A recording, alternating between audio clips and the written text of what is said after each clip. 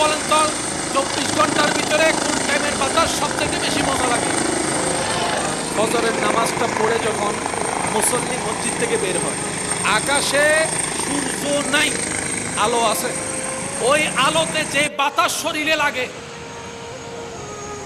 নিজের মনকে প্রশ্ন করেন, আপনার মন উত্তর দিবে 24 ঘন্টার যদি তুফানের বাতাসও থাকে, ফজরের বাতাসের মতো স্মুথ, মিষ্টি, মধুর, আদরের, মায়ার বাতাস 24 ঘন্টায় আর কখনো দেখা যায়?